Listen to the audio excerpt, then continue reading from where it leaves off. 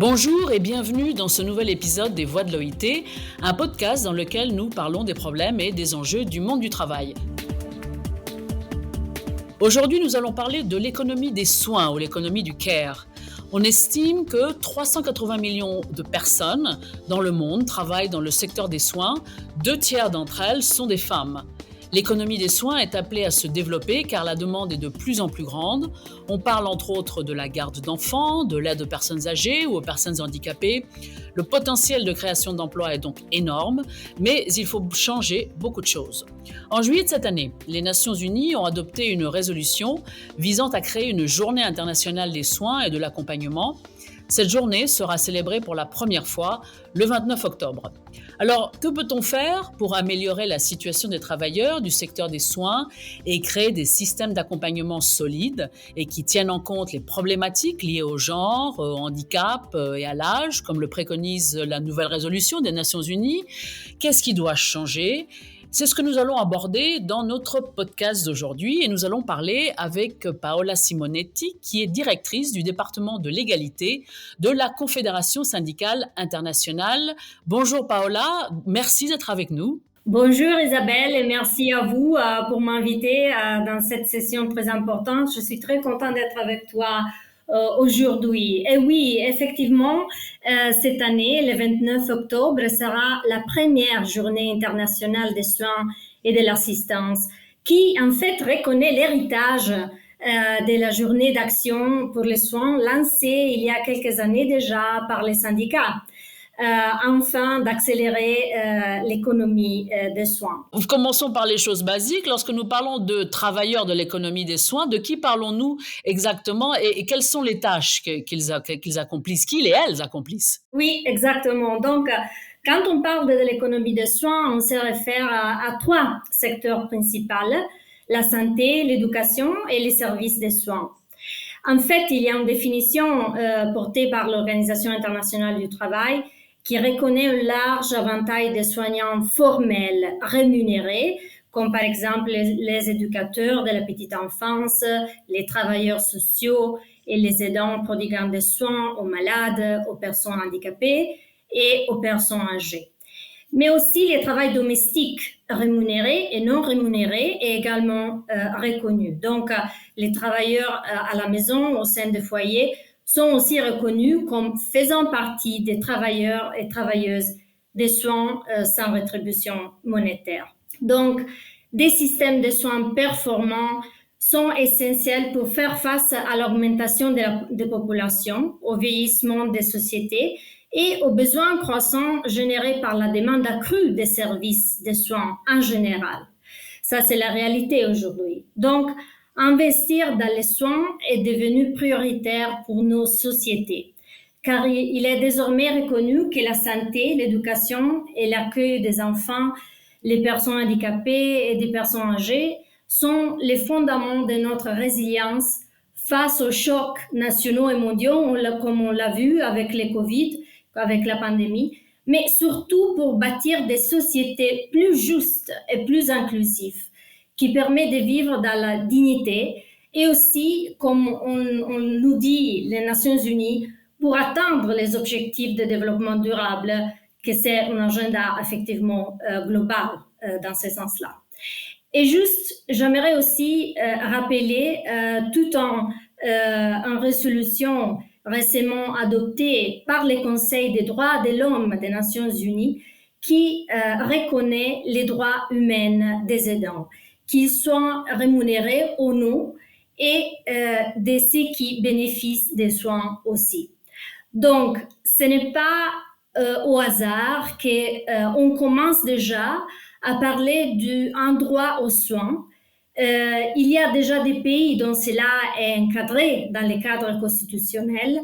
Et donc, pour cela, l'économie des soins est un pilier fondamental d'un nouveau contrat social comme préconisé par le mouvement syndical international. Donc, quand on parle qu'on a besoin, on veut que le gouvernement se lance dans un nouveau contrat social, on voit l'économie des soins comme un pilier fondamental dans ces contextes-là. Alors, dans l'introduction, j'ai parlé des défis auxquels l'économie des soins est confrontée.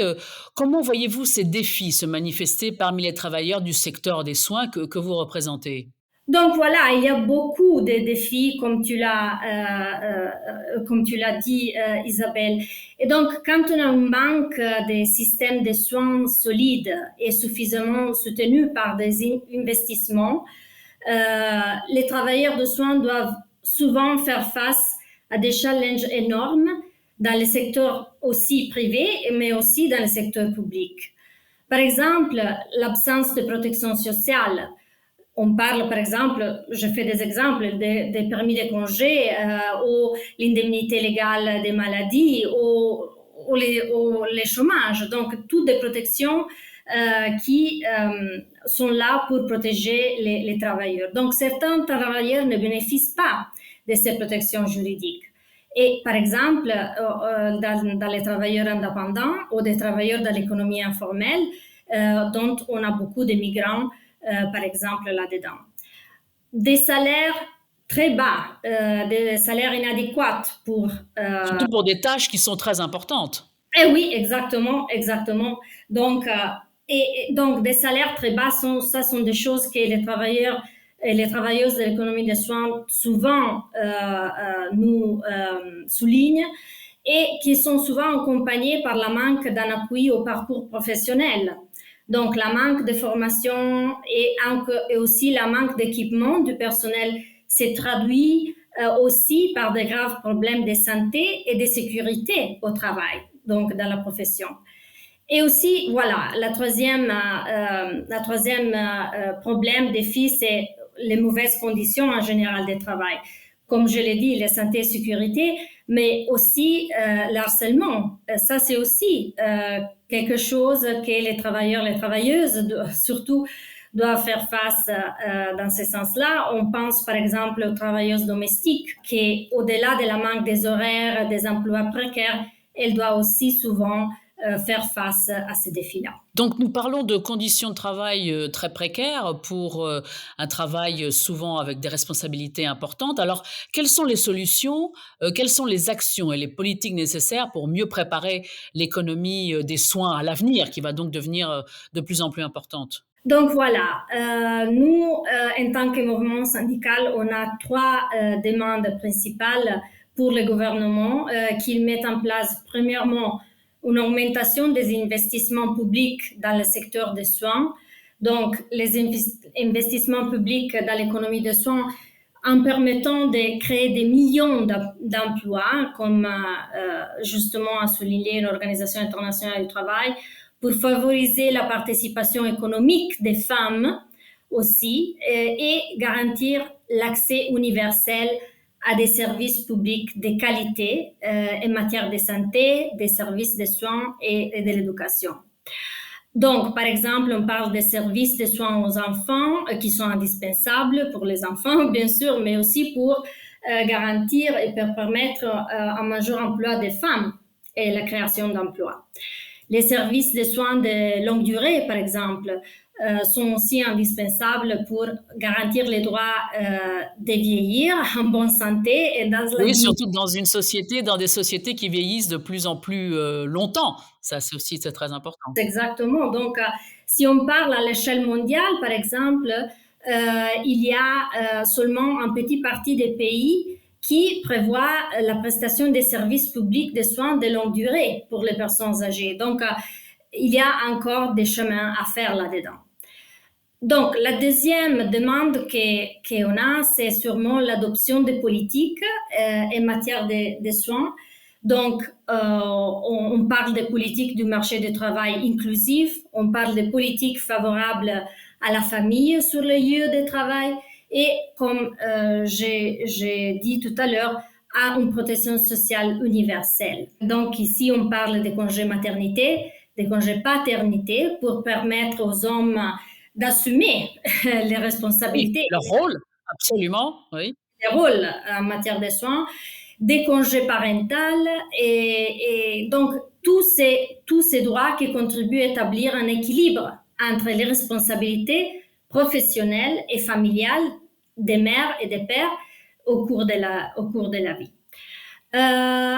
Et donc, troisième pilier fondamental, un travail décent pour tous les personnels de soins. Donc, c'est qu'on dit toujours qu'on ne pourrait jamais avoir des services de soins de qualité si les travailleurs, les travailleuses n'ont pas des conditions décentes de travail eux-mêmes et elles-mêmes. Donc, les emplois liés aux soins doivent être en fait des emplois formels qui bénéficient des conditions de travail sûres, d'une rémunération suffisante, comme on l'a dit tout à l'heure, et aussi en incluant un salaire égal pour un travail de valeur égale, donc entre les hommes et les femmes. Donc, Paola, pourriez-vous nous donner quelques exemples de pays ou de politiques mises en place pour reconnaître et valoriser le travail de soins rémunéré et les travailleurs des soins en tant que travailleurs essentiels, comme le demande justement la nouvelle résolution de l'ONU? Oui, d'accord. Je peux vous donner quelques exemples, Isabelle. Par exemple, dans le domaine du travail décent, en République dominicaine, les syndicats font pression, ils ont fait pression en faveur d'une amélioration des conditions de travail, spécialement pour les personnels domestiques. Donc, effectivement, finalement, le gouvernement a lancé un projet pilote pour formaliser les services de soins à domicile, qui a été la majorité informelle, et donc pour permettre à ces travailleuses d'avoir un salaire minimum et aussi pour bénéficier de la sécurité sociale. Donc, vous voyez, ce sont des choses basiques, mais très fondamentales pour assurer les travail décents et les conditions de travail. En Afrique du Sud, la même chose aussi, les syndicats, ils sont en train de travailler avec le gouvernement pour obtenir un salaire minimum, mais aussi des congés payés et d'une indemnisation en cas d'accident du travail.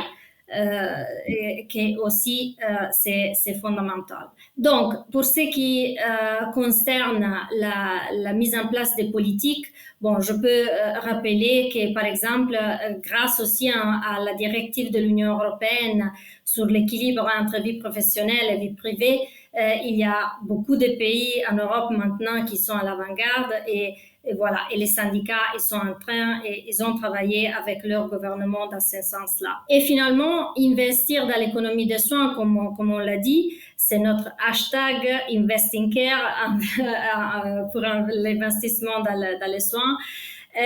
Bon, voilà, je me souviens par exemple de l'expérience des syndicats au Canada où effectivement ils ont gagné finalement un système national des garderies. Et donc maintenant ils ont gagné des structures d'éducation préscolaire et des gardes d'enfants aussi qui sont presque universelles.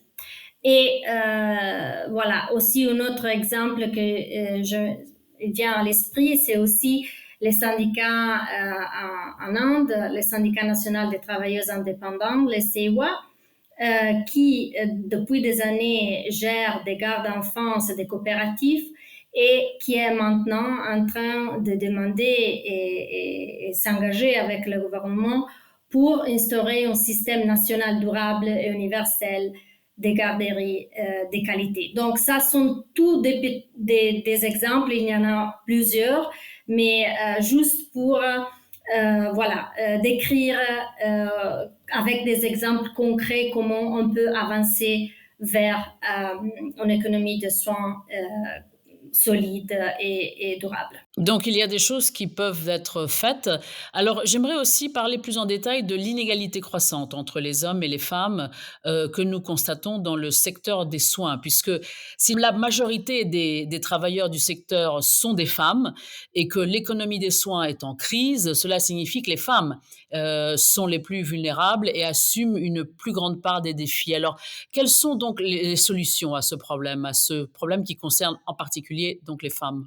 Oui, en fait, il y a encore une répartition qui n'est pas juste des travails de soins non rémunérés, qui est effectivement effectué à 70% par des femmes Et donc, cela perpétue les écarts entre les hommes et les femmes en termes de participation au marché du travail, qui en fait s'élève globalement à 27%. Donc, c'est toujours très haut. Donc, encore une fois, un investissement public dans les soins peut réduire cet écart et peut réduire cet obstacle à la participation des femmes sur le marché du travail. Et donc, il peut aider pour gagner pour les femmes l'indépendance économique et aussi rééquilibrer l'écart entre les sexes en matière d'emploi, mais aussi de rémunération et de protection sociale. Je pense que je voudrais souligner ces chiffres parce que je pense que c'est très important réaliser que l'investissement dans les soins peut créer la potentialité des créations d'emplois, des créations d'emplois directs, mais aussi indirects. Donc, l'Organisation internationale du travail parle de 299 millions d'emplois à l'horizon de 2035. C'est énorme. Et c'est énorme. Le potentiel est énorme. Et dans ces chiffres-là, 67 millions d'emplois indirects dans les secteurs autres que les soins. Donc voilà, c'est une portion qui, à mon avis, est importante de réaliser pour la création, pour en avoir bien clair que l'investissement, c'est direct dans la création d'emplois, mais aussi indirect, c'est très important. Pour que ce marché, pour que cette économie des soins soit vraiment importante, il faut, comme vous le disiez avant, donc que ça soit plus inclusif, plus résilient, plus égalitaire du point de vue du genre. Oui, exactement. Donc,